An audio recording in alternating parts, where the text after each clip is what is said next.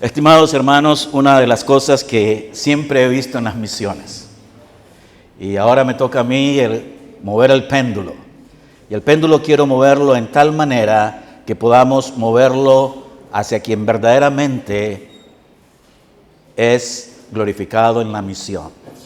El tema que me corresponde o que me asignaron fue Jesús, su misión y su iglesia. Puedo tomarlo de tres maneras: hablar de la persona de Jesús, hablar de su misión y de su iglesia. Eso me tomaría bastante tiempo. Pero lo que vamos a hacer nosotros, vamos a ver primeramente Jesús, su misión y seguidamente y su iglesia. Es importante que nosotros notemos algo entre nosotros que es de suma importancia. Si esto no lo hacemos, todo lo que estamos haciendo acá es en vano.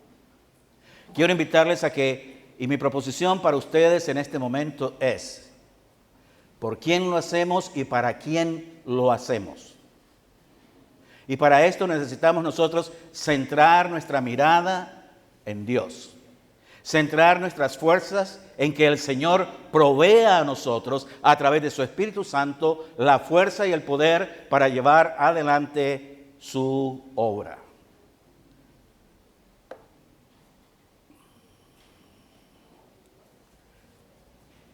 Vemos entonces cuán importante es que entendamos que todo lo que Dios hace, y cuando hablo de Dios me refiero a las tres personas de la Trinidad, ya sea que usted lo vea a través de un ejemplo de un triángulo o de un preso, como lo decía ayer el hermano, lineal o horizontal. Pero la verdad es que los tres son uno, y queremos ver nosotros esto viendo el propósito de Dios. Y en Romanos capítulo 11, en el versículo 36, nos dice a nosotros claramente que todo es ¿para qué? Para su gloria. Todo lo que Dios hace es para su gloria. La importancia que nosotros tenemos que ver, y en este empeño de la creación, de la redención y de la consumación de todo Dios lo hace para su gloria a través de la función de cada una de las personas de la Trinidad. Si vemos rápidamente en Efesios capítulo 1, versículos del 4 al 13, no vamos a leer todo el texto, pero quiero que nos enfoquemos en el versículo 6. Acá está hablando de lo que Dios el Padre ha hecho. Habla, ahí dice que al final del texto nos dice que es ¿para qué? Para la alabanza de su gloria.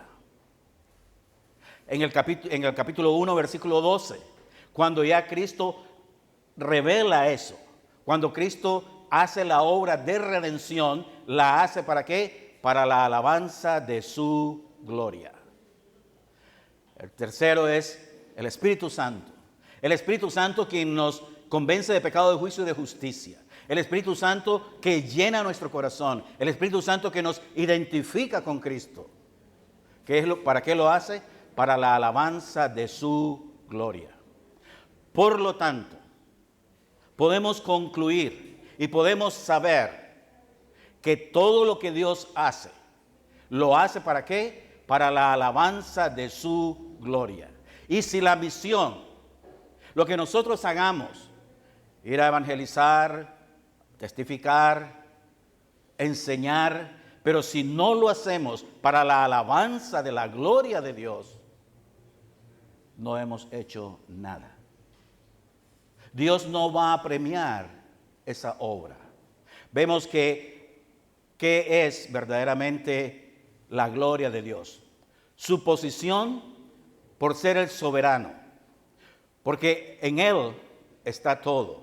Tenemos su grandeza y su bondad. En su grandeza nosotros podemos ver cómo Dios, ¿quién es Él? Él es soberano, Él es omnipotente. Él tiene todo el poder, Él tiene toda la autoridad, está en todo lugar, conoce todas las cosas, es un Dios que no cambia. Ahí podemos estar seguros por su grandeza. Ahora, cuando hablamos de la bondad de Dios, estamos hablando de ese Dios que es santo, fiel, justo, recto, misericordioso, amoroso, que tiene gracia, que es fiel. Y todo eso es excelente para nosotros, como Dios es excelente, porque a través de eso Él se comunica con nosotros. Vemos entonces su posición, su poder y su riqueza. ¿Por qué razón Dios creó al hombre? No fue solamente para llenar la tierra, pero se nos dice a nosotros que lo hizo para su gloria, para que el hombre tuviese comunión con Él. Y tenemos que hacerlo en tal manera que demos gloria a Dios. Recuerde que al final de la historia humana, cuando Cristo venga a reinar, todos nosotros vamos a comparecer ante Cristo, todos nosotros vamos a la corona, la recompensa que Él nos dé por el trabajo que hayamos hecho, que Él nos ha empoderado a hacer. Todo eso lo traeremos a Él como ofrenda en ese día glorioso, cuando de toda nación, tribu y pueblo se levante para glorificar al Señor Jesucristo, como dice Apocalipsis capítulo 4. Apocalipsis capítulo 4, ahí lo tienen en sus notas. Vemos que ahí tú no te vas, ningún hijo de Dios se va a presentar sin una recompensa. Algunos, como dice Corintios, apenas van a ser salvos. Pero no te atengas a esto. No juegues con esto. Solo piensa que cada cosa que haces el día de hoy y de acá en adelante, míralo hacia la eternidad con Dios. Cada cosa que nosotros hacemos. El apóstol Pablo escribe claramente a los creyentes en 1 Corintios capítulo 11, en el versículo 31. Nos dice, ya sea que comáis o que bebáis o que hagáis cualquier otra cosa, hacerlo todo para la gloria de Dios. Obviamente, recordemos que en la ciudad de Corinto todo era dedicado a los ídolos. Y por eso muchos se restringían en comer y no comer y juzgaban a unos a otros. Y eso sucedió en el tiempo del Nuevo Testamento. Y vemos que por eso el apóstol Pablo, instruyendo a los creyentes de esa iglesia, en ese lugar, a quienes él llama santos, a los santificados en Cristo Jesús, llamados a ser santos, en el proceso en que van. Aún en ese proceso tenemos que dar gloria a Dios por cada cosa que hagamos. Y el apóstol Pablo llega al punto de explicar a estos creyentes, ya sea que comáis o que bebáis, hacerlo todo para la gloria de Dios. ¿Se imagina usted esto? ¿Qué fue lo que hizo Daniel? Daniel y sus 3 amigos decidieron no comer de la comida ¿de qué? Del rey. Porque no se querían contaminar con eso. Era dedicado a los ídolos. Era algo de lo cual ellos no iban a participar por la dieta que ellos llevaban. Y vemos por qué lo hicieron. Para la gloria de Dios. Y vemos la respuesta de Dios para con estos hombres. Cómo Dios los preservó en todo. Y todo lo que ellos hicieron fue para la gloria de Dios. Lo que los creyentes a través de la historia han hecho desde el Antiguo Testamento, en el periodo del Nuevo Testamento, en la historia de la iglesia, lo encontramos que todos ellos lo han hecho ¿para qué? Para la gloria de Dios. Y tú y yo no estamos exentos de esto. Por esto, la misión debe de ser para la gloria de Dios. Nosotros podemos recordar que el pueblo de Israel, Dios dijo que los llamó para ser una nación santa, que era el pueblo de su posesión. No porque eran grandes, porque eran mejores, por las cualidades que ellos tenían, no. Fue por la gracia, por la misericordia de Dios. Y vemos todo lo que Dios hizo y cómo les mostró a ellos su gran poder para que el pueblo de Israel diera testimonio de quién es el verdadero Dios, el único Dios, el Dios todopoderoso, ¿Y qué pasó con ellos? Fallaron. Se mezclaron con los otros pueblos, adoraron a otros dioses. Por eso Dios les dio disciplina divina. Y los llevó en diferentes ciclos de disciplina que leemos en el Antiguo Testamento. ¿Por qué? Porque no le dieron gloria. Cuando el pueblo de Israel, cuando los líderes del pueblo buscaban a Dios, obedecían a Dios, ponían en práctica la palabra de Dios, ¿qué encontramos? Un pueblo triunfante, un pueblo glorioso, porque estaba obedeciendo, sometiéndose a la autoridad del Supremo, a la autoridad del soberano, el cual es Dios. Por esta razón es de tremenda importancia que la iglesia no falle en dar gloria a Dios. Cuidado con las mezclas, como nos explicaba el hermano Vidal, el sincretismo que hay hoy en día. Todas esas filosofías raras. Si eres salvo, pero debes de hacer estas cosas, como dice el apóstol Pablo en Colosenses capítulo 2. Por eso es importante que nosotros pensemos en esto. Como creyente en Cristo Jesús, como seguidor de Cristo, que todo lo que hacemos sea para la gloria de Dios. Y eso se va a unir a la misión de la iglesia, a la filosofía de la iglesia, porque todo es para la gloria de Dios. En Efesios capítulo 3, en el versículo 21, también se nos dice a nosotros claramente, los versículos que voy a leer están sobre la versión Reina, la mayoría de ustedes tienen Reina Valera, yo uso Biblia de las Américas, es una versión que me gusta, aunque crecí con Reina Valera y por más de 50 años memoricé versículos de la misma. Pero veamos acá la importancia de la misión de la iglesia. Efesios capítulo 3, versículo 21. ¿Cómo lee este texto? A Él sea gloria en la iglesia, en Cristo Jesús, ¿por cuánto tiempo? Por todas las generaciones.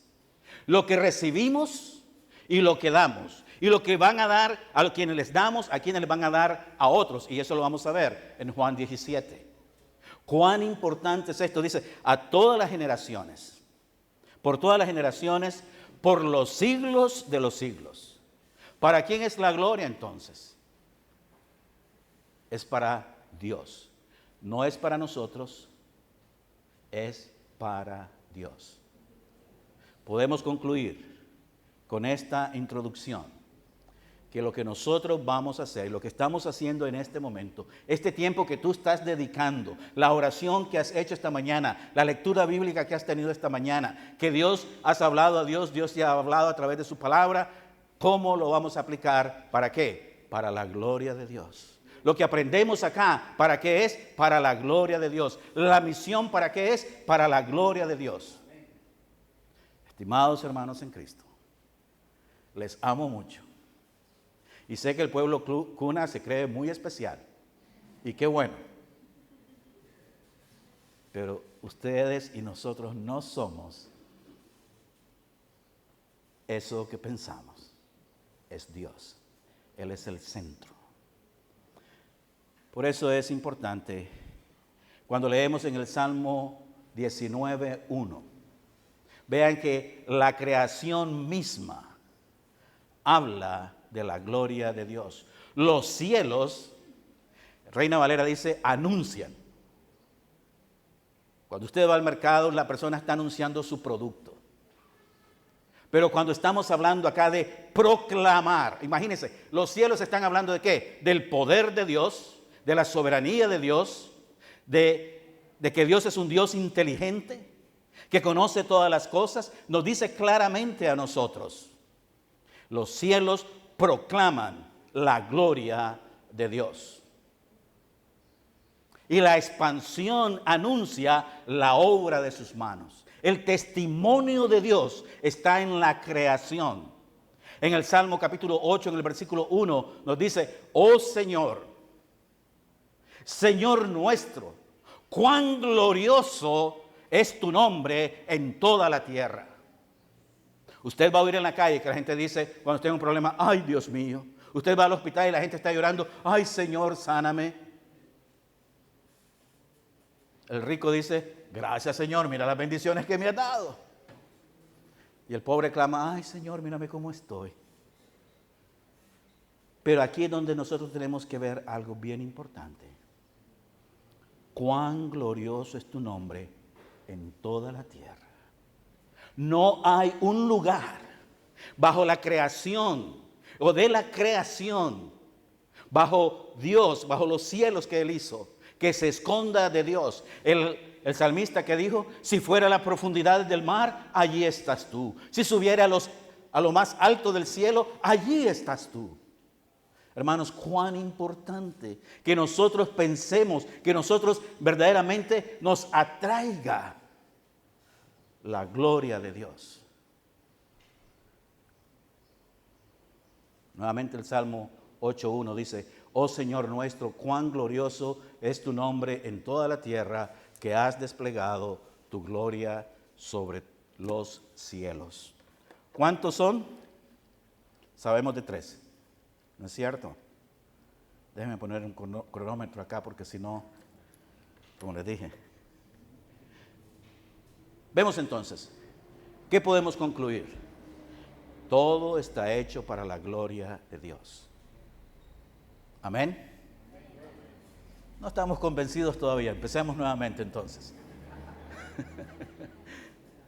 Es muy importante, hermanos. No es que soy evangélico, voy con mi Biblia a la iglesia, voy bien bañadito, bien perfumadito, bien presentado. La gente me admira, mira, ese es un buen hombre, va para la iglesia. Qué bueno que sí, eso dice la gente. Pero ¿por qué lo estás haciendo? ¿Qué te motiva en el corazón? Que sea la gloria de Dios. Voy a unirme al pueblo de Dios para proclamar ¿qué? La gloria de Dios. Rendirle la gloria que Él merece. Porque Él es, por su posición, soberano. Rey de reyes, Señor de señores. Tiene poder y tiene riquezas. Por esta razón es de importancia que nosotros pensemos en esto.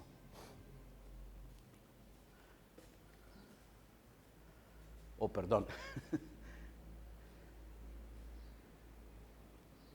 En conclusión, las 3 personas de la Trinidad en la obra que hacen, lo hacen para la alabanza de su gloria. Su creación la hizo para la alabanza de su gloria. La creación y redención del hombre lo hizo para su gloria. La iglesia está para proclamar y vivir la salvación por gracia, enseña la sana doctrina bíblica para ser obedecida.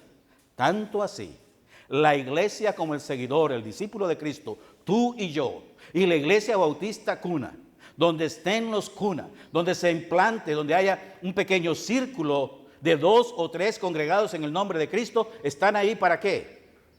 Para dar gloria a Dios. Aunque se reúnan por los problemas que hay, qué bueno, Señor, que estamos pasando por este problema y queremos darte ¿qué? Gloria. Vamos a aplicar tu palabra, lo que hemos aprendido, lo que hemos escuchado.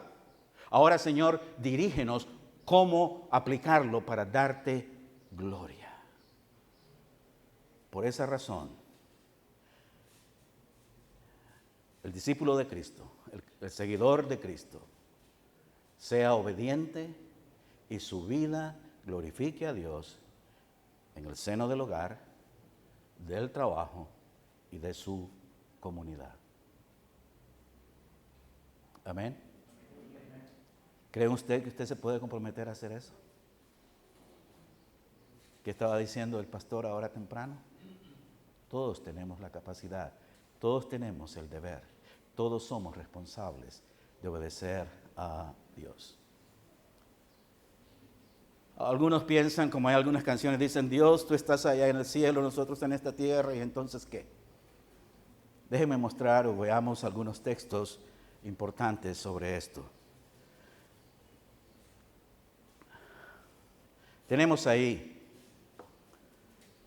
la gloria de Dios. Juan, capítulo 1, versículo 14.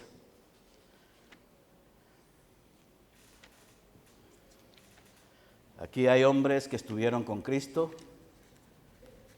quienes vieron la gloria del Señor. En Juan capítulo 1, en el versículo 14, este es el testimonio del apóstol Juan. Juan, ya anciano, escribe esto. ¿Y cómo quedó su mente impregnada? ¿Cómo estaba su corazón lleno del ministerio de Cristo? Él lo acompañó por un periodo de tiempo corto, 3 años. ¿Cuánto tiempo vivió Juan después de la ascensión de Cristo? Y todavía en su vejez, ya mayor Juan, dice esto del Señor Jesucristo. Y el Verbo se hizo carne y habitó entre nosotros. ¿Y qué pasó? Y vimos su gloria, gloria como la del unigénito del Padre, lleno de gracia y de verdad. Acá está el testimonio de un hombre que convivió, que estuvo con Cristo cuando Cristo estuvo en su ministerio terrenal. Y a través, Cristo se fue. Él estuvo ahí cuando Cristo fue crucificado, estuvo ahí cuando Cristo resucitó, estuvo ahí cuando Cristo ascendió al cielo. Y todavía en este tiempo después, cuando Él escribe a los creyentes a quienes les se dirige ¿para qué? Para animarlos, para hacerlos ver la importancia de la gloria del Señor Jesucristo. Y este es el testimonio que Él nos da y nos dice: vimos su gloria como la del unigénito del Padre, lleno de gracia y de verdad. Es interesante que acá se nos explica a nosotros del unigénito, como del unigénito. Porque solamente ¿quién puede mostrar la gloria de Dios? Dios mismo. ¿De qué posiblemente tenía Juan en su mente en ese momento? Cuando él estuvo en el monte de la transfiguración con Pedro. Cuando vieron que la gloria de Cristo. Ahora, tú no necesitas, yo no necesito tener algo así. Ya tenemos su palabra, tenemos su Espíritu Santo morando en nosotros. Tenemos lo que dice el apóstol Pablo, que la palabra de Cristo abunde en nuestros corazones. ¿Qué más? Y cuando nosotros obedecemos y nos sometemos a la autoridad de Cristo, le estamos dando gloria. Vemos entonces cómo Juan nos narra y nos da este dato tan importante. Y dice él, lleno de gracia y de verdad, que es lo que maneja el ministerio de Cristo Jesús sobre la tierra. Estaba lleno de gracia. Cuando reprendió, lo hizo con gracia. Cuando sanó, lo hizo con gracia. Cuando confrontó a los fariseos, a los saduceos, a todos ellos, lo hizo con gracia. Cuando confronta a la mujer, en Juan capítulo 4, lo hizo ¿cómo? Con gracia. Como nos recordó el pastor Vidal. A la mujer que encontraron en adulterio. Vean la gracia de Cristo. Los pone a aquellos que la iban a apedrear y aún así, ellos tuvieron que verse a sí mismos. Cristo los confrontó en tal manera para que ellos reflexionaran que también ellos eran pecadores. Y esa es la actitud que tenemos que tener nosotros al confrontar a alguien con la verdad del Evangelio. Ya sea un hermano para exhortar, ya sea a alguien que no conoce a Cristo, tenemos que saberle dar con amor el Evangelio. Porque el Evangelio declara la justicia de Dios. Veamos ahora a nuestro texto en Juan capítulo 17, en el versículo 1. Hay cosas que no voy a decir, que ya dijo el pastor, y eso nos va a economizar tiempo. El pastor Vidal.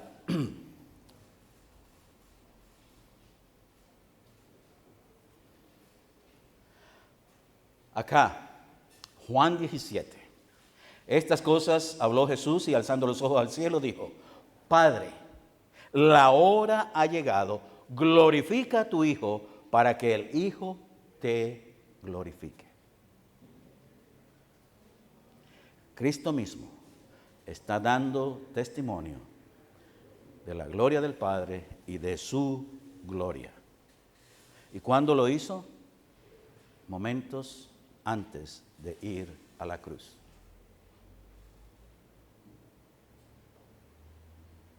Esto nos recuerda, cualquiera que sea nuestra circunstancia, cualquiera que sea la adversidad o la bendición que tengamos, debemos de exaltar a Dios dándole gloria. Acá en esta oración es donde Cristo va a encomendar a sus discípulos. Y vemos la importancia de esto. Ahí mismo vamos a ver nosotros, creo que tienen ahí sus hojas y pueden poner notas si gustan, la misión de Cristo. Acá es importante reconocer esto porque esto nos va a ayudar a nosotros a mantenernos enfocados. En Juan 17, en el versículo 2, tenemos acá, Cristo vino con la autoridad de Dios. Dice claramente, por cuanto le diste esa autoridad sobre todo ser humano. Óigase bien, sobre todo ser humano, para que Él dé vida eterna a todos los que les has dado. Aquellos que vienen, que obedecen a la fe del Evangelio de Cristo Jesús.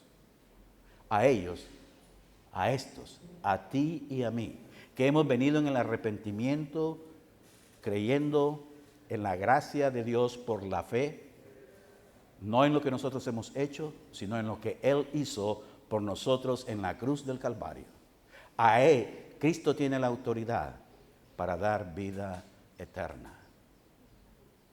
¿Qué es lo que nos dice ahí mismo en Juan 14:6? ¿Quién lo recuerda? Juan 14:6. Yo soy el camino, la verdad y la vida. Nadie, no hay otro camino, es el único. Él es el único medio de salvación. Y nos dice claramente, para que Él dé.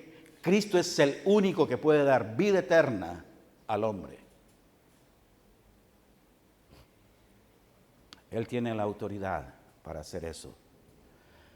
En versículo 3, ¿cuál es la vida eterna? ¿Qué es la vida eterna? La vida eterna es conocer a Dios, tener comunión con Dios, saber quién es Él, entender su persona. Cristo vino para cumplir con el plan de Dios. Cristo no vino y dijo, bueno, vamos a hacer algo para salvar al hombre. No, esto ya estaba hecho desde la eternidad. Y por esto Cristo se ofrece. Cristo dice, yo voy a la tierra a cumplir ese plan eterno. Y eso es lo que tenemos nosotros. Ahora tenemos vida eterna porque hemos creído en Cristo Jesús. Esto es ABC, ¿verdad? Vemos entonces, vino para cumplir el plan de Dios. Y el versículo 3 nos dice, esta es la vida eterna, que te conozcan a ti, el único. Ahora, fíjense bien.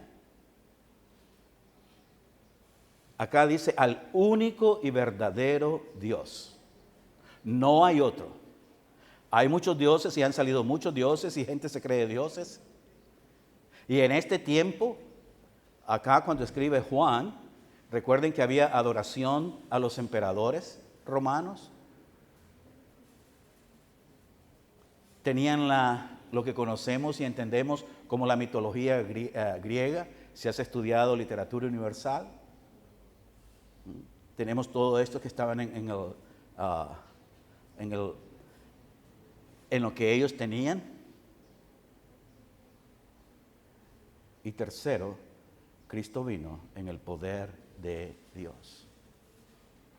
Y lo vemos actuando con poder. Reprendió demonios, sanó gente, salvó, resucitó gente, dio de comer a la gente, lo hizo de los peces y de los panes que tenían, y le dio a comer a multitudes.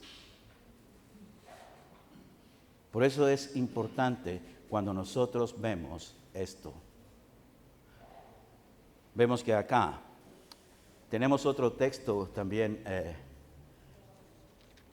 en esto importante. En Juan capítulo 3, en el versículo 18. Así como el Padre me envió, los envío a ustedes. El que recibe autoridad, el que entiende el plan de Dios, el que es el poder de Dios, ahora le dice a los discípulos, como el Padre me envió, yo los he enviado a ustedes para hacer la obra que Él quería que se hiciese. No lo que los apóstoles, bueno muchachos, ahora sí, vamos, esto fue lo que dijo Cristo, tú te vas para acá, yo me voy para allá. No, no fue así. La misión no fue así, fue de acuerdo a un plan. Y Cristo dijo claramente, aquí es donde viene esto. Dice en Hechos capítulo 1, versículo 8, ¿qué nos dice? El Señor Jesucristo dijo, y recibiréis poder, ¿verdad? Cuando haya venido de lo alto. Mientras tanto, no salgan. ¿Cuándo salieron? ¿Cuándo fueron? En la fiesta de Pentecostés, vemos claramente cómo vino el poder del Espíritu Santo sobre ellos. Y hablaron en lenguas. ¿Y qué era lo que hablaban? Las maravillas de Dios. ¿Cuáles eran esas maravillas? Lo que Dios había hecho a través de la persona de Cristo Jesús. ¿Qué es lo que nosotros tenemos que hacer? Hablar de lo que Cristo ha hecho en nuestra vida. Hablar de lo que Él hizo en la cruz del Calvario. Que la gente pueda ver el poder del Evangelio transformando la vida tuya y mía. El hijo, el nieto, la suegra, la esposa, la nuera, el yerno, el vecino, los hermanos en la iglesia, pero también alcanzar su comunidad e ir a otras comunidades. Y fue un orden que Cristo puso para cumplir con la misión. Vemos entonces cuán importante es como Cristo lo pone.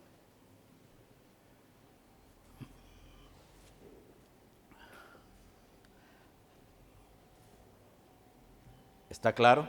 ¿Vamos bien? ¿Alguna pregunta? ¿Está claro como la neblina? ¿Ah? Ahora que dicen neblina, ayer recibimos una foto del lugar donde dejamos el carro, cerca de Toronto, Ontario, y nos dijeron que hay como 4 o 5 pulgadas de nieve sobre el carro. Así que está un poquito, hay mucho calor acá, pero está bien por el momento. Bien, sigamos. Veamos entonces ahora el propósito de la misión de Cristo. Y esto quiero que lo escuchemos con cuidado. Y quiero ser cuidadoso en lo que voy a decir. En Juan, capítulo 3, en el versículo 17, si hay algún varón que tenga una voz clara, fuerte, mejor que la mía, por favor, si lo puede leer, me ayuda con la lectura. La razón por qué me gusta a veces que se lea es porque tenemos que escuchar. Tenemos que ver a los textos qué es lo que nos dicen a nosotros. Aquí está el propósito de la misión de Dios y Cristo. Pero digo Cristo sabiendo que es Dios también. Veamos pues entonces en Juan 3, 17. Porque Dios no envió a su Hijo al mundo para juzgar al mundo. Imagínense la ternura de Dios, la misericordia de Dios, la gracia de Dios. ¿Qué le dijo Dios a Moisés? Moisés, hazte a un lado, voy a deshacerme de este pueblo y te daré otra gente. Dios podía hacerlo. Él es justo, Él es recto. ¿Por qué vino el diluvio? Por el pecado del hombre. Ahora, el que viene para juzgar que nosotros creemos. No, Él vino para ser juzgado por Dios, por nosotros. Aquí es donde la misión se vuelve cristocéntrica. Este es el propósito de Dios. Dice directamente, porque Dios no envió a su Hijo al mundo para juzgar al mundo. Y vemos qué hicieron antes de llevarlo a la cruz del Calvario. Fue juzgado. ¿Qué sucedió en la cruz del Calvario? Toda la ira de Dios fue derramada sobre él. Todas las demandas de Dios por la desobediencia del hombre fueron puestas en Cristo. Porque Cristo es el único que pudo y puede, o que pudo y pagó eso. Tu saldo, mi saldo, está saldado. Mi deuda, tu deuda está saldada en la persona de Cristo Jesús. ¿Se imaginan ustedes llevar? Por eso es que el Evangelio lo llamamos evangelión, buenas nuevas. Llevar esta buena noticia. ¿Cuándo fue la última vez que recibiste una buena noticia?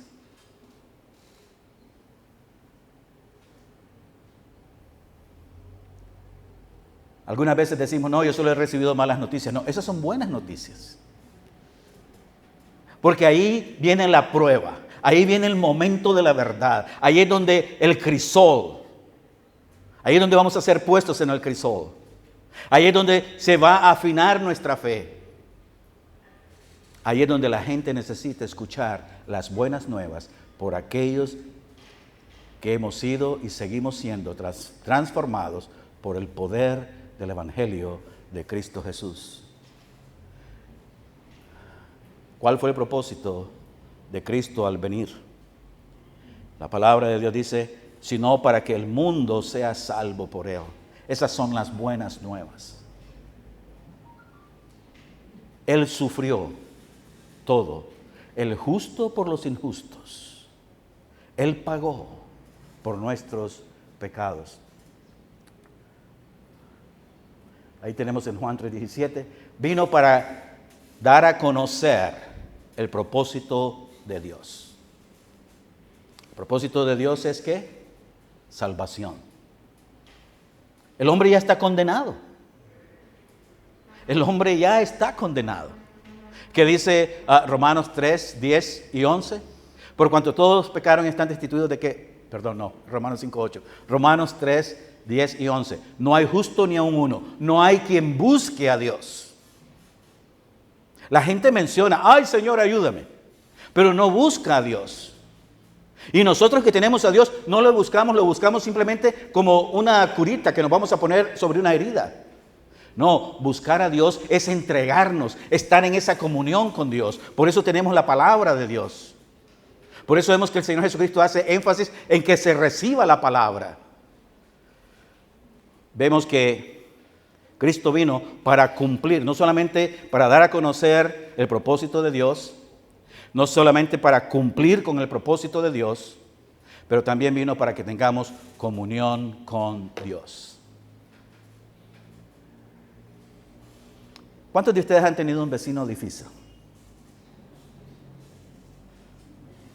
Un vecino que te hace la vida difícil, un compañero de trabajo que te hace la vida difícil, en el colegio, en la universidad. Hay gente difícil. Tenemos que enfrentar a esa gente difícil. ¿Qué tan difícil eres tú con otros? Pregúntenle a mi esposa, ¿qué tan difícil soy yo? ¿Le has preguntado una vez a tu esposa, a tu hijo, ¿crees que yo soy difícil contigo? Pero aquí vino Dios.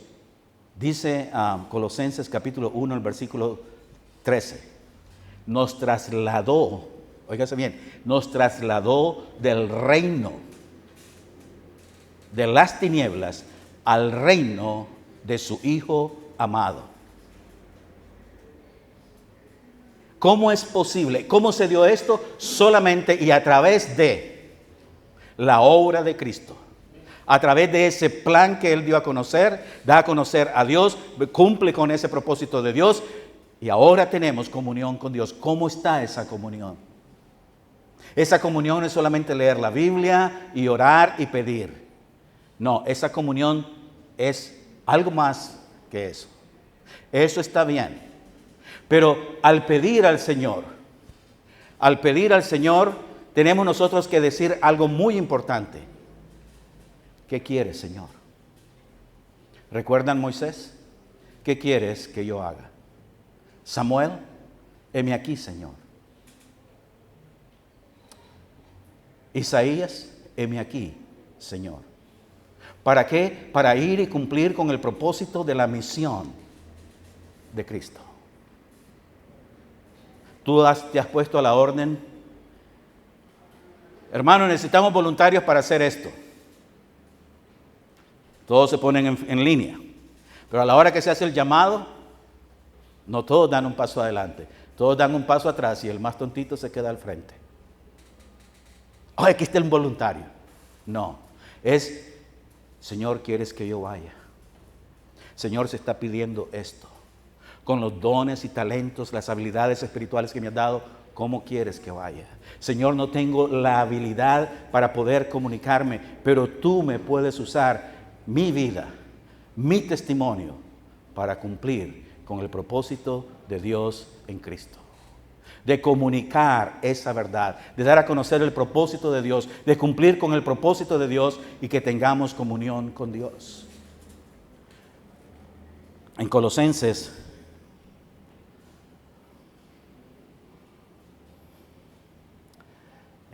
capítulo 1, versículos 19 y 22. Si alguien me puede ayudar a leer, por favor.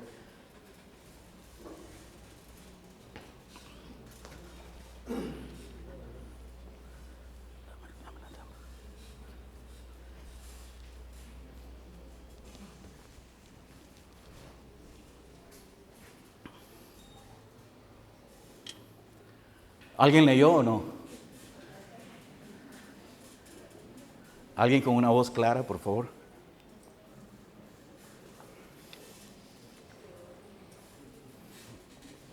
Colosenses capítulo 1, versículos 19 y 22. Dice así la palabra de Dios. Por cuanto agradó al Padre que en él habitase toda plenitud. Versículo 22. En su cuerpo de carne, por medio de la muerte, para presentaros santos y sin mancha e irreprensibles delante de él. Palabra de Dios. Amén.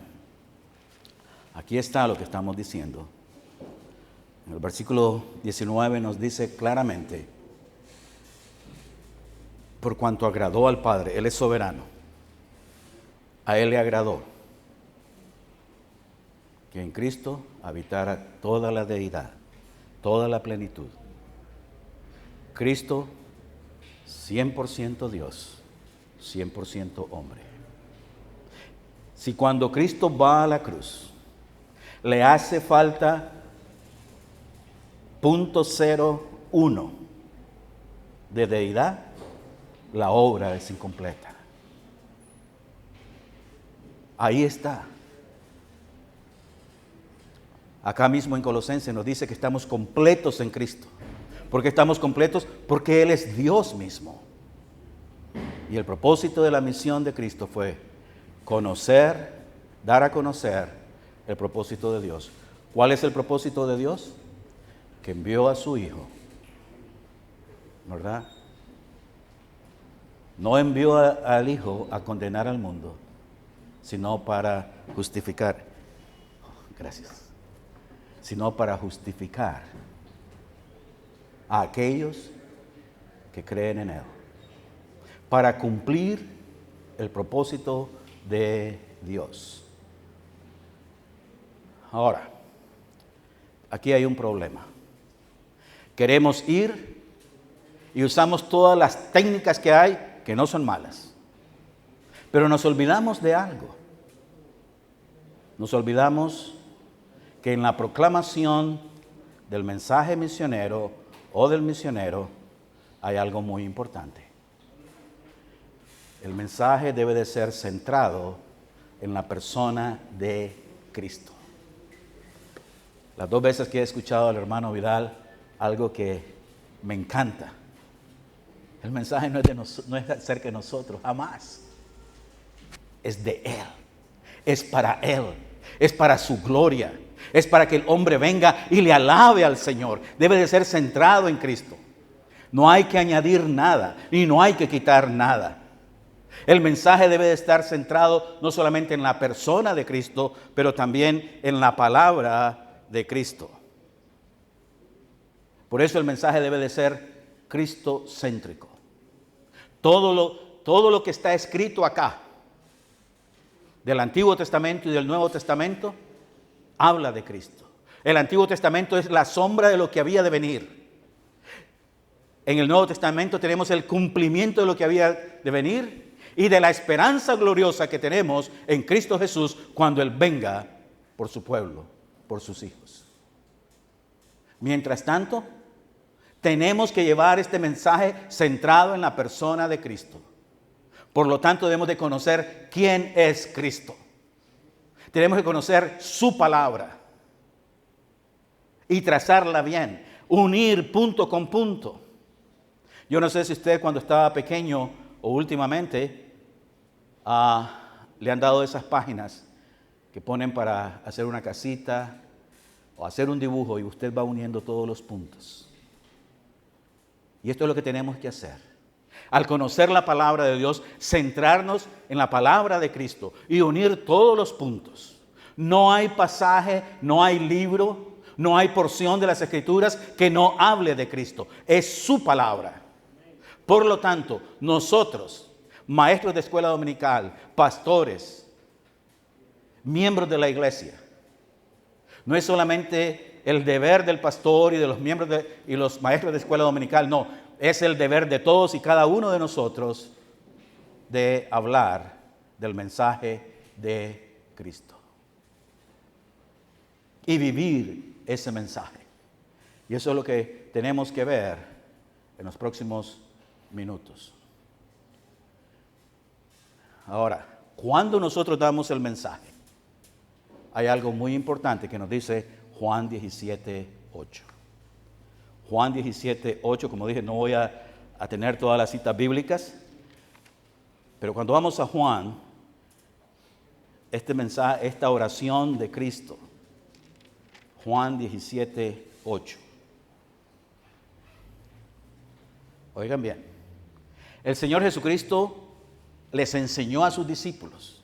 Recuerden que Él habló en parábolas. Cuando estaba en público hablaba en parábolas y algunos no le entendían. Los que llegaron a entender dijeron, ¿cómo enseña? ¿Con qué autoridad enseña? Pero acá en Juan 17:8 es importante. Dice, yo les he dado tu palabra. Porque yo les he dado las palabras que me diste. Vean bien, Cristo está pasando ¿qué? El mensaje como Dios se lo dio. Tú y yo no tenemos la autoridad, y Dios nos guarde de eso, de cambiar un fragmento de este mensaje. Debemos de saberlo comunicar en nuestro propio idioma, en nuestra propia lengua,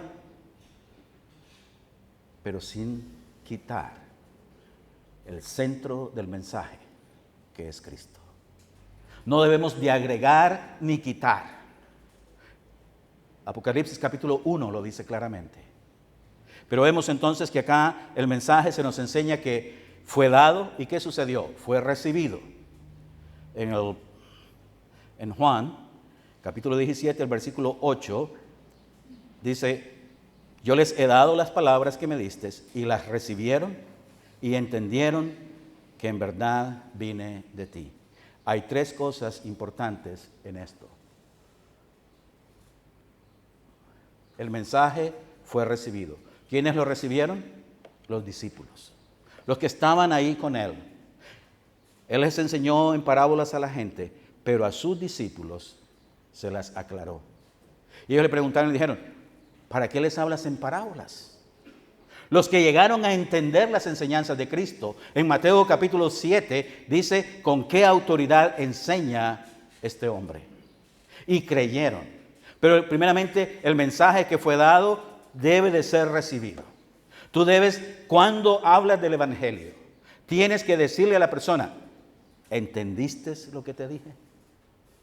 Asegurarnos de que esta persona entiende que es un pecador y que solamente Cristo es el Salvador. Solamente Cristo es el Salvador. Tenemos que asegurarnos eso. Eso no es que levanta la mano, pasa al frente, vamos a orar y seguimos adelante. No, entiendes que eres un pecador. No tiene que confesarse y decirme todo lo que ha hecho. Simplemente reconocer delante de Dios que Él en ese momento está inculpado de pecado, de juicio y de justicia. Entonces, el mensaje recibido debe ser un mensaje que fue entendido. Y eso fue lo que hicieron los discípulos. Entendieron, dice el Señor Jesucristo claramente, que entendieron que tú me enviaste.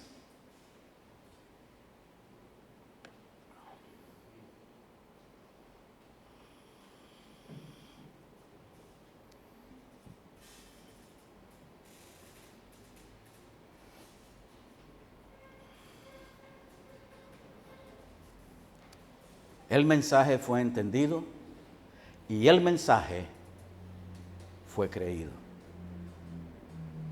Cuando el mensaje es creído es cuando hay transformación en la persona. En Efesios capítulo 4 se nos dice que Dios nos ha creado ¿en qué? En justicia y santidad ¿de qué? De la verdad. Ahora esta evidencia de haber creído es la manera en que esta persona vive. Como tú vives, ahí se declara y se dice si recibiste el mensaje, si has entendido el mensaje y si has creído el mensaje. No solo de tu salvación, sino de cada enseñanza a la cual te expones. Y te sometes a la autoridad de ese mensaje. No del mensajero, del mensaje. ¿Por qué? Porque es a Cristo que predicamos. El deber del maestro y de todos y cada uno de nosotros es que se vea la imagen de Cristo. Como dice Efesios capítulo 4, hasta que la imagen de Cristo vamos creciendo, se va formando en nosotros la imagen del Señor Jesucristo en nosotros. ¿Qué es eso? No es que te van a cambiar los ojos. Yo llevo 40 años en Canadá y el color de mis ojos siguen igual. El color de mi piel sigue igual. Pero es algo que cambia por dentro. Ese es el poder del Evangelio.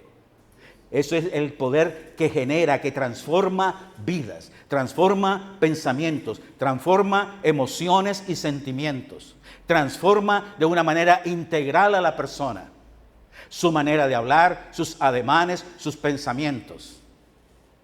Y tenemos que hacer, como dice el apóstol Pablo en Filipenses capítulo 4 en el versículo 8 y 9.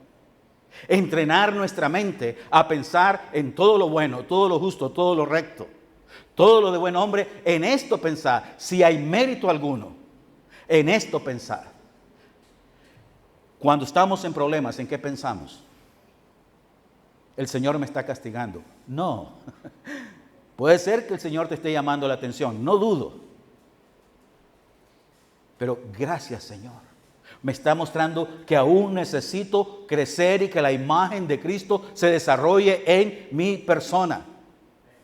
Quiere decir que debo de someterme a la autoridad de la palabra de Dios. Por eso, al exponer, tiene que ser un mensaje claro, expositivo. No meterle, sino que del mismo texto fluya la verdad. Que se pueda ver que es Cristo en el poder del Espíritu Santo, hablando, fortificando, edificando, exhortando, instruyendo nuestras vidas, nuestros corazones. Que haya esa convicción en nosotros. Esa es la verdadera misión de llevar al hombre a un encuentro con Cristo, un encuentro de verdad.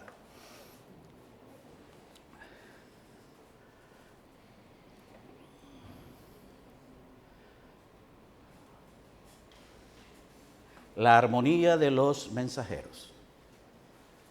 Nuestro hermano Vidal, por lo que leí, él va a hacer una excelente exposición sobre eso.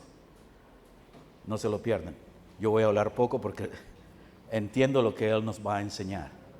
Pero aquí viene el punto. En el capítulo 17 de Juan, del 21 al 25, habla de la unidad de Dios en los mensajeros. Acá habla de la armonía que debe de haber. El apóstol Pablo le dice a la iglesia allá en Filipenses, acá los discípulos tenían que estar en completa armonía. Y esa armonía la produce la palabra de Dios en el corazón nuestro.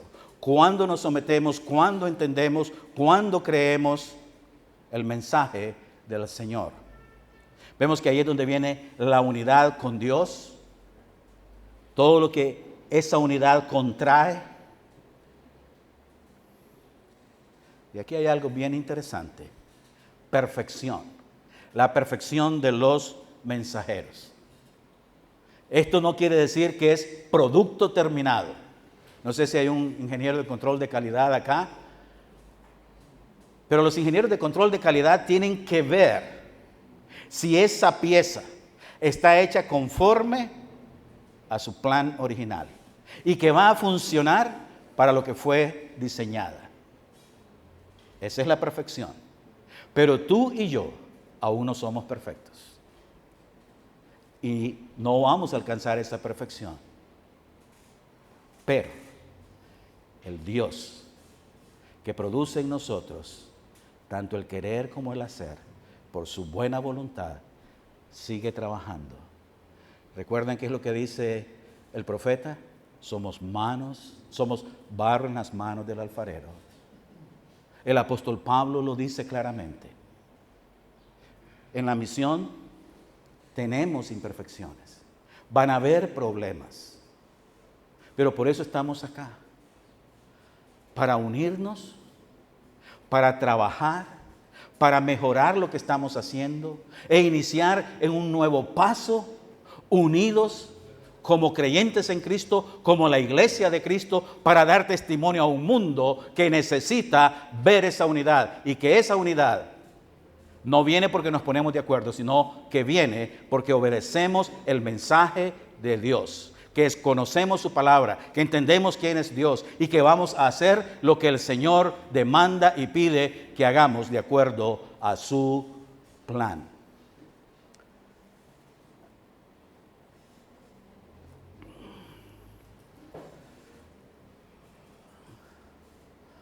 Ahora acá vamos a una parte que vamos a entrar en lo que es la misión de la iglesia.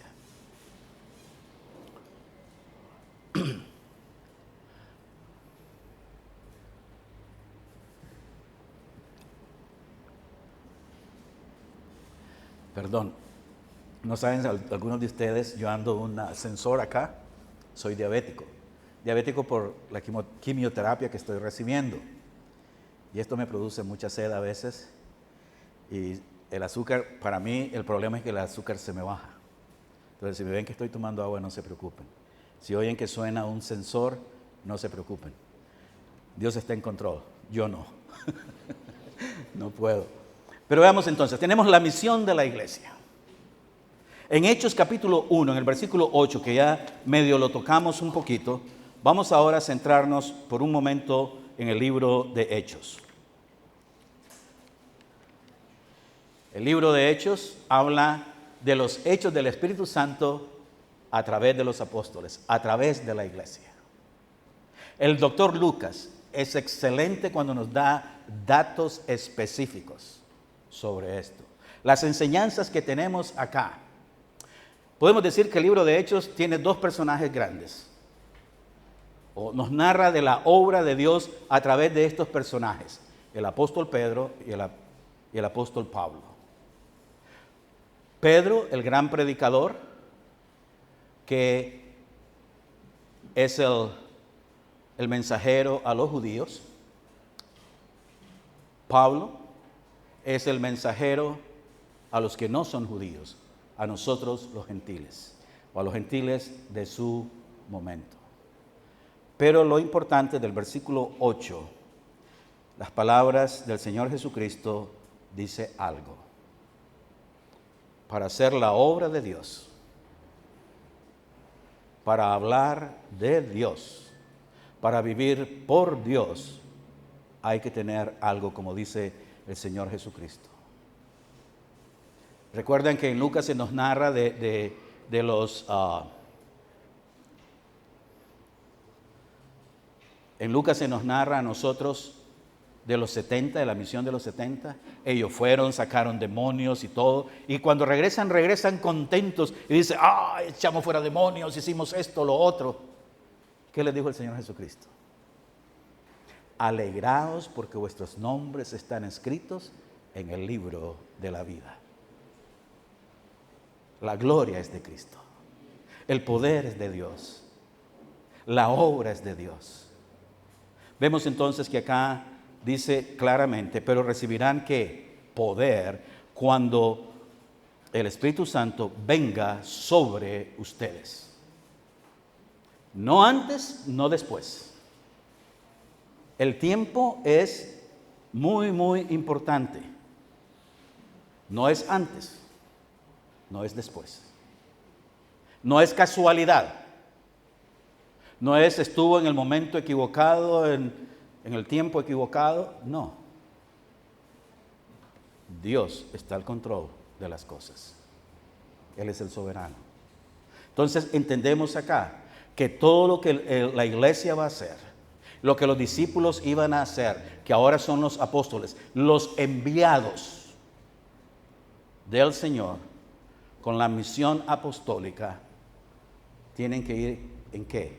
En el poder de Dios, el Espíritu Santo. Y vemos qué es lo que van a hacer. Veamos la tarea que se les da. Pero recibirán poder cuando el Espíritu Santo venga sobre ustedes. ¿Y qué van a hacer? Mis testigos. Ellos son los testigos porque vieron la vida de Cristo, escucharon las enseñanzas de Cristo, vieron cómo Él se conducía y aún así tenían que esperar. Ellos son los testigos. Ellos vieron todo. Aún ellos van a presenciar cuando Cristo es levantado a los cielos. Pero todavía este texto nos dice a nosotros, y me seréis testigos, ¿dónde? Jerusalén, la ciudad donde estaban. ¿Qué pasó ahí? Ellos estaban contentos en la iglesia.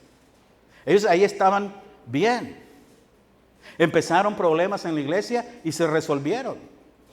¿Cómo se resolvieron? Se nombraron diáconos, ayudantes, servidores.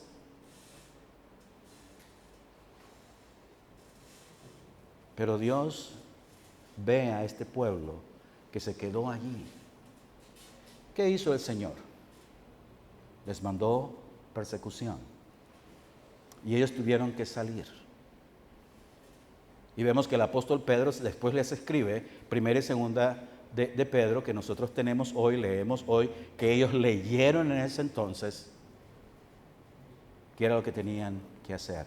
Pero vemos que ellos tenían que ser testigos, ¿dónde? En Jerusalén, la ciudad, Judea, más adelante, y Samaria. Samaria, que estos dos pueblos no se llevaban. Ahora, estos creyentes tenían que hablar el Evangelio, vivir el Evangelio, hablar del poder del Evangelio a otros.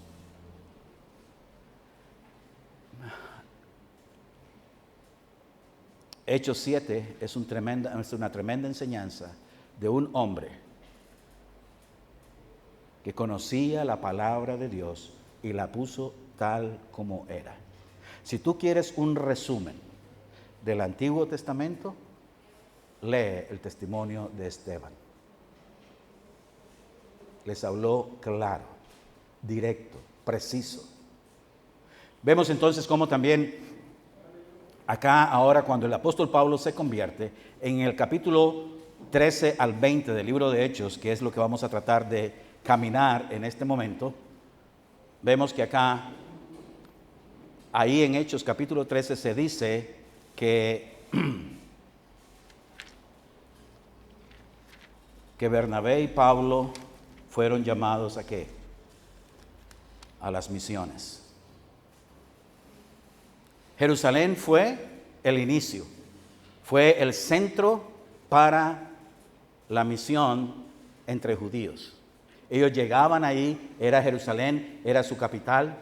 Ahí llegaban al templo, ahí llegaban a adorar, ahí llegaban a pagar las ofrendas. Ese era lo de ellos. Pero ahora el apóstol Pablo empieza y va a empezar a llevar el mensaje a otros lugares. Por lo tanto, en la iglesia de Antioquía se vuelve el centro de la misión para el resto del mundo, que son los gentiles. Y es ahora lo que estamos tratando de hacer acá. Iglesia Bautista Cuna. Ustedes son el centro para llegar a sus comunidades. En las ciudades donde están, en la selva donde están, en las islas y donde quiera que vean a un cuna, háblenle del Evangelio. Muestren el poder de Cristo en ustedes. Lo que Él ha hecho, eso es. En la iglesia allá en Windsor, los días domingos he estado entrenando a la iglesia, a los adultos, a que den su testimonio en 3 minutos. O que en una sola frase puedan hablar del Evangelio. ¿Cómo lo vamos a hacer? Es simple y sencillo. Hay que redactarlo. Hay que sentarse con otros. ¿Cómo lo lees? Bueno, aquí te falta, esto está muy bueno, esto va acá. Y lo empiezas a mover. Y lo empiezas a memorizar. Y allá algunos se ponen un poco difíciles porque ¿a quién le gusta que le digan, no, eso no está bien? No vamos a tratar de perfeccionar, pero hemos de estar listos y preparados para dar a conocer el Evangelio.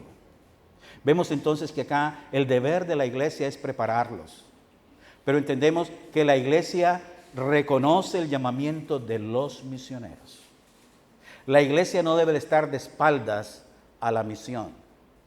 La iglesia que no hace su trabajo misionero está fallando al Señor, porque esa es la primera tarea que tenemos.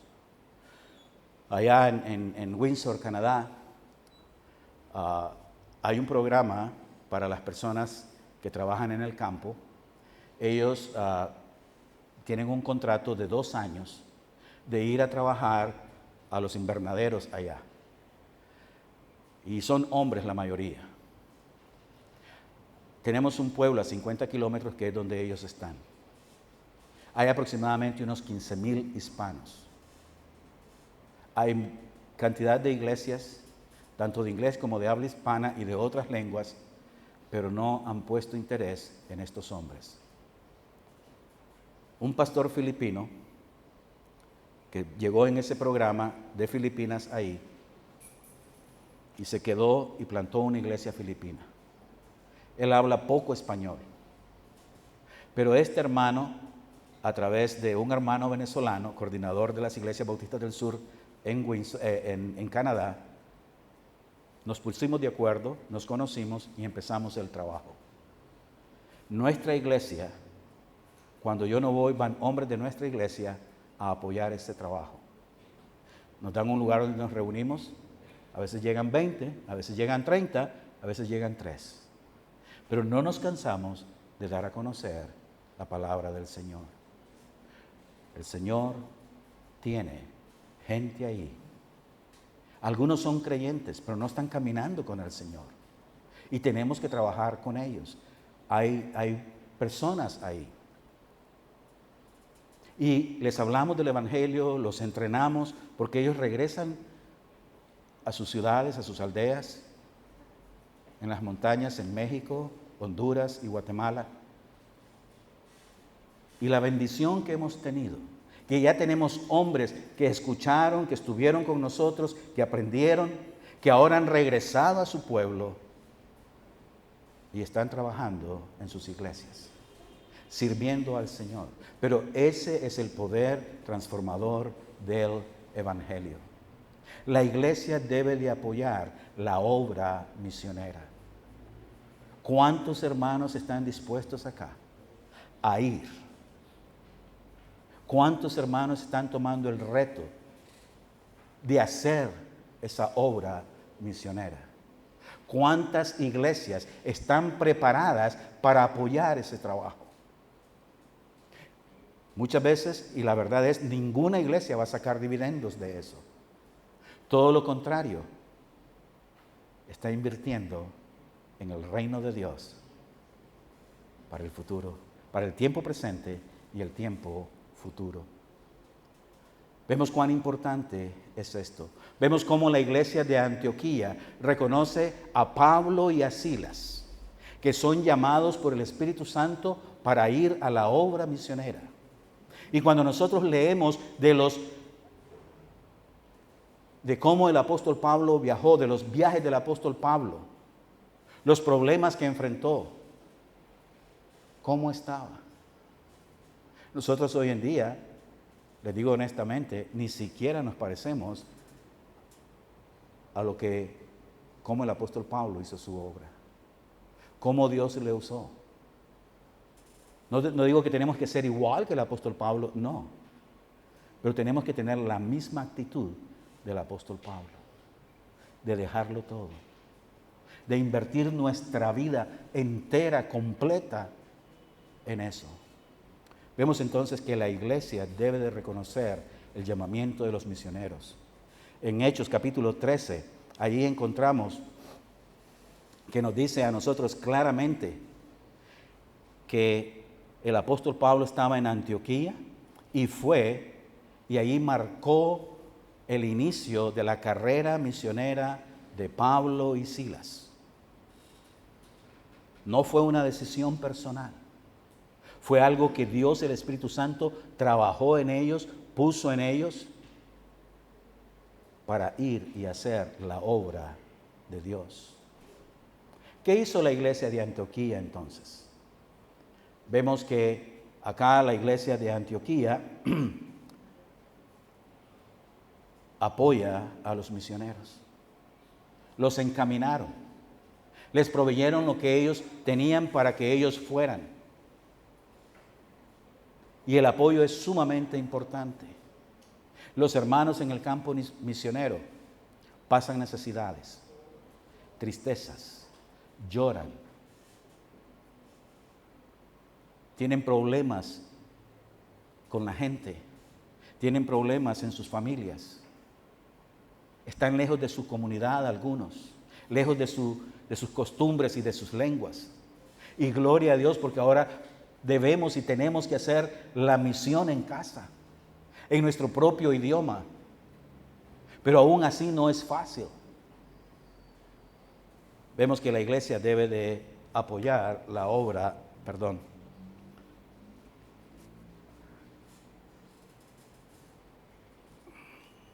Aquí tenemos. La iglesia reconoce el llamamiento de los misioneros. Cuando hablamos de esto este hermano, ¿ya lo capacitamos o no? Vamos a enseñarle la doctrina, cómo hablar del evangelio, qué bueno, pero cómo vivir el evangelio. Esa es la capacitación, ese es el reconocimiento. Al apoyarlo sabemos que ya lo hemos preparado y que ahora vamos a orar junto con él a ver dónde el Señor lo quiere. No donde nosotros lo queremos, no el hombre que nosotros queremos o la familia que nosotros queremos. Nosotros ya llevamos 2 años buscando un hombre para Leamington. Todavía no lo hemos encontrado. Seguimos orando. Hemos hecho varios intentos y seguimos trabajando en eso. Ahora que ya tenemos familias que nos están visitando de una ciudad que está a 90 kilómetros de Windsor. Y ahora estamos, mi esposa y yo, viajando a ese lugar con ellos para discipularlos. Y ellos están dispuestos a que trabajemos y levantemos una obra ahí. Y en el nombre de Dios y en el poder de Dios lo haremos. ¿Cuándo es el momento? Vemos entonces cuán importante que la iglesia reconozca, apoye a los misioneros, pero también que los envíe. cuando los envía, la iglesia es responsable, junto con Él, de cuidar de Él y Él responsablemente hacer el trabajo para lo cual fue enviado. ¿Para qué fue enviado? Para hablar de Cristo, dar el mensaje de Cristo, que la gente pueda ver su vida centrada en la persona de Cristo. ¿Recuerdan ustedes lo que dijo el apóstol Pablo en Gálatas capítulo 2, versículo 20? Se me fue de mi mente. Pero en Gálatas capítulo 2, versículo 20, el apóstol describe que él vive a Cristo. ¿Estamos nosotros viviendo a Cristo? Y no vayamos lejos. Los que son solteros no tienen esposa, obviamente. Tal vez sus padres, sus hermanos, sus vecinos. La iglesia ve que estamos viviendo a Cristo. No que seamos fanáticos, sino que tenemos ese fervor por la persona de Cristo, por la obra de Cristo, por los hijos de Cristo, de estar en esa comunión con los hijos del Señor. Cuán importante es que nosotros hagamos esto para apoyar a los hijos de Cristo. ¿Qué sucede cuando un misionero llega a esa comunidad? ¿Cómo va a empezar? Se va a parar en la esquina y empezar a hablar: ustedes son unos perversos, arrepiéntanse, al menos que sean como Juan el Bautista. Pero no todos somos Juan el Bautista. Cuando yo tuve mi entrenamiento en Nicaragua, nos llevaban a las calles y allá predicábamos. Y ahí nos calificaban. Decía, así no. Hablen con amor. Y usted, yo no sé si aquí en Panamá hay hombres que predican el evangelio en las calles, pero tristemente ellos empiezan a condenar a la gente. Y Dios no hizo eso a través de Cristo. ¿Qué hizo Cristo? Vino para dar a conocer al Padre, para que el mundo sea perdonado a través de Él, para que tengan esperanza, para que tengan vida eterna. Todo esto es... Ahora, ¿cómo se involucra el misionero en esa comunidad? Y eso es lo que me encanta de Jesús en la Selva. Nuestra iglesia ora fervientemente por ustedes, por ese programa Jesús en la Selva. Y estamos haciendo planes para seguirlo apoyando aún más grande.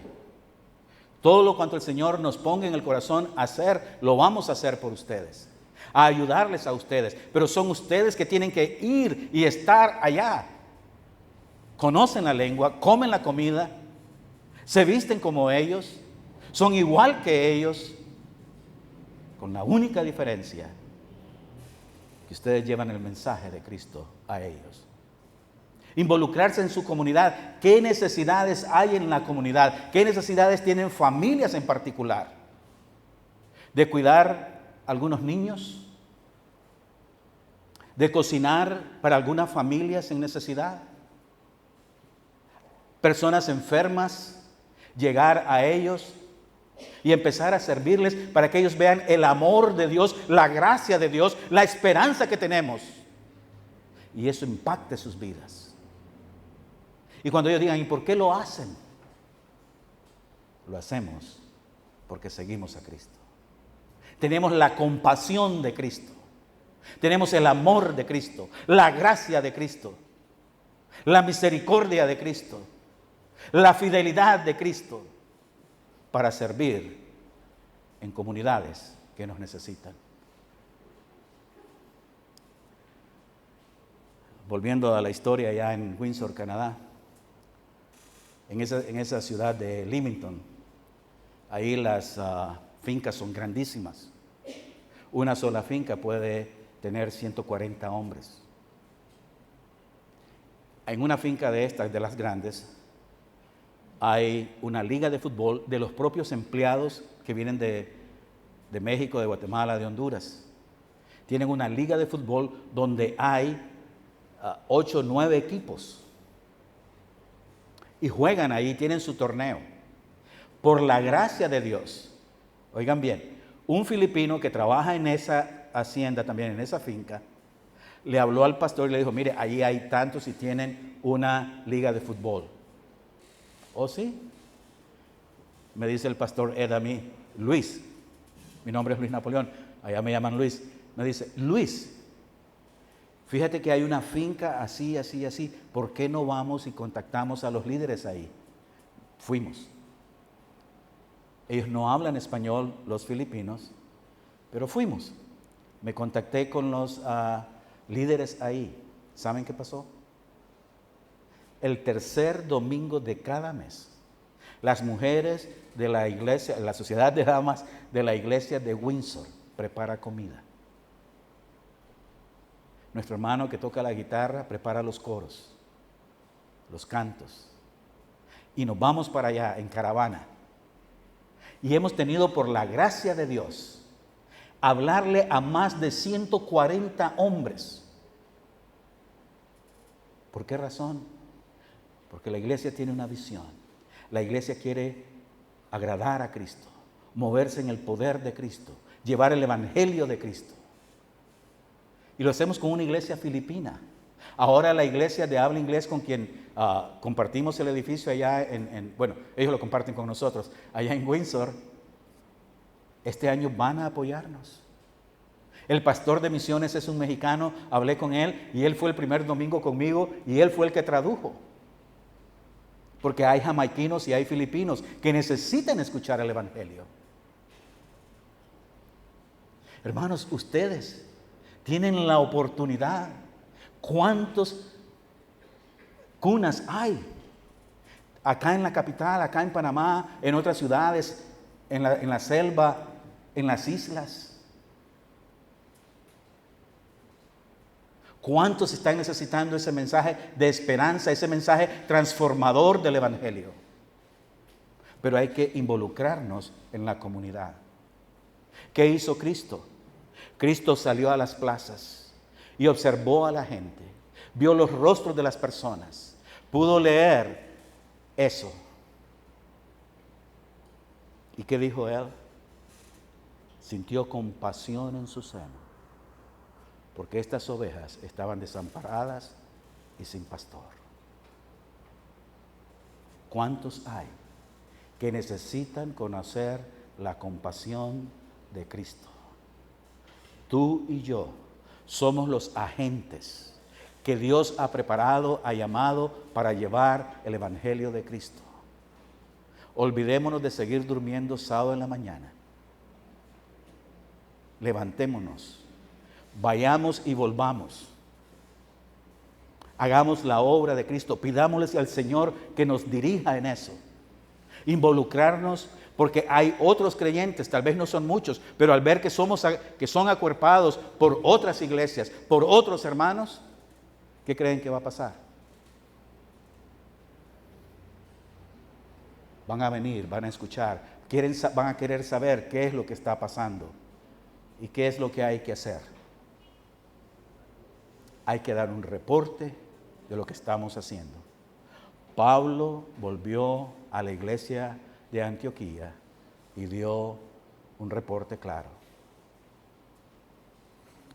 Para concluir, tristemente tengo que concluir con una mala noticia. No que el tiempo se nos fue, ya se fue. En Isaías capítulo 6, el Señor Isaías ve, en el capítulo 3, Isaías ve la gloria de Dios. Y él se lamenta y dice, ay de mí que soy hombre pecador de labios inmundos. Y él escucha del Señor, y él oye del Señor y dice, ¿a quién enviaré? Y va a enviar a un pueblo a quien él mismo va a cegar, lo va a hacer sordo, va a endurecer el corazón de ellos. E Isaías dice esto, mándame a mí. Mándame, Señor. ¿Saben por qué? Porque la victoria está segura en Cristo. Esta es la mala noticia. Los tiempos son difíciles. Los lugares son difíciles. Y la gente es difícil. Se lo digo porque lo he vivido. Pero nosotros no vamos en merced de la gente.